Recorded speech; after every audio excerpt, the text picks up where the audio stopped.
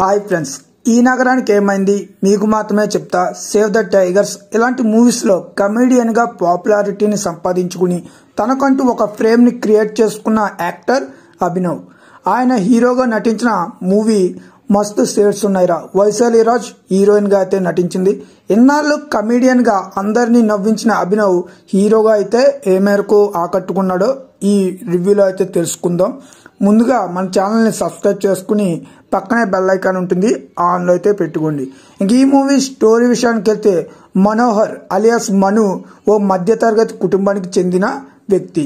చిన్నప్పుడే మంచి పెయింటింగ్ ఆర్టిస్ట్గా పేరు సంపాదించుకుంటాడు. పెద్ద అయ్యాక తనకు వచ్చిన కళనే వృత్తిగా మార్చుకుంటాడు. ఒక అమ్మాయితో పెళ్లి కూడా ఫిక్స్ అవుతుంది. అయితే డబ్బులు లేవని, పెయింటింగ్ ద్వారా వచ్చే ఆదాయం సంసారానికి సరిపోదని పెళ్లికి ఒక రోజు ముందే అదే గ్రామానికి చెందిన మరొక వ్యక్తితో ఆ అమ్మాయి లేచిపోతుంది. మరొక వైపు మను క్లాస్మేట్ రిచ్ ఫ్యామిలీకి చెందిన రాహుల్ అతన్ని హేళన చేస్తూ మాట్లాడుతూ ఉంటాడు. దీంతో మను ఎలాగైనా బాగా సెటిల్ కావాలనుకుంటాడు. సొంత ఊళ్ళోనే ఒక ఫ్లెక్సీ ప్రింటింగ్ షాపు పెట్టి డబ్బులు బాగా సంపాదించుకోవాలనుకుంటాడు. కొన్ని కారణాల వల్ల అతని బిజినెస్ మధ్యలోనే ఆగిపోతుంది. అసలు మను ప్రింటింగ్ బిజినెస్ మధ్యలోనే ఎందుకు ఆగిపోయింది? పరువు కోసం మను ఆడిన ఓ అబద్ధం అతన్ని ఎలాంటి ప్రతికూల పరిస్థితులకు నెట్టింది? మను బిజినెస్ను దెబ్బతీయాలని రాహుల్ ఎందుకు ప్రయత్నిస్తున్నాడు?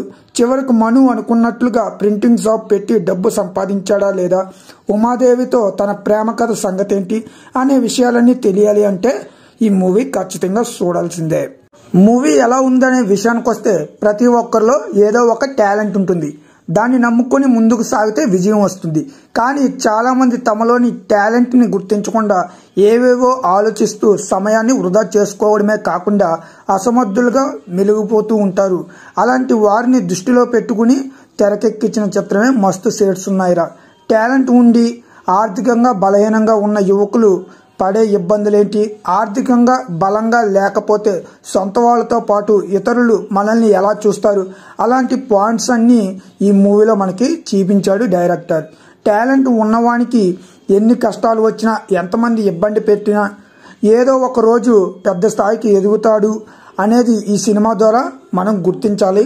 సెకండ్ హాఫ్లో ఎమోషనల్స్గా చివరి 15 నిమిషాలు ఇంట్రెస్ట్గా మూవీ అయితే సాగుతుంటుంది. క్లైమాక్స్లో వచ్చే చిన్న ట్విస్ట్ అందరినీ ఆకట్టుకుంటుంది. సినిమా మొత్తం సింగిల్ పాయింట్ చుట్టే తిరుగుతూ ఉండడం, అలాగే ఎమోషనల్ సన్నివేశాలు వచ్చినప్పుడు అవి సాదాసీదాగా ఉండడం కొంచెం మైనస్ పాయింట్ అని చెప్పుకోవచ్చు. ఎలాంటి అంచనాలు లేకుండా థియేటర్కి వెళ్తే ఈ మూవీ కొంతవరకు అయితే నచ్చుతుంది. ఎవరెలా చేశారు అనే విషయానికి వస్తే, అభినవ్ వేసే పంచులు బాగా ఆకట్టుకుంటాయి.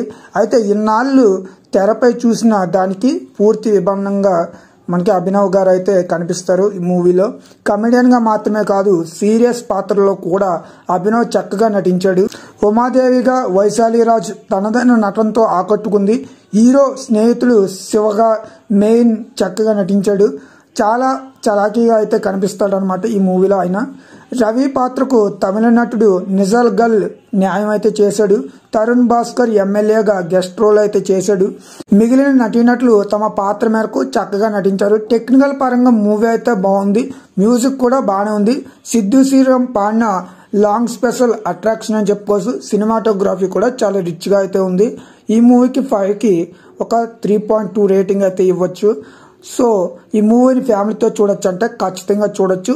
ఎలాంటి అడల్ట్ కంటెంట్ సీన్స్ అయితే లేవు. మరి నా ఎక్స్ప్లెనేషన్ నచ్చితే like and share. Please subscribe ధనుగాడి అప్డేట్ ఛానల్. Thank you.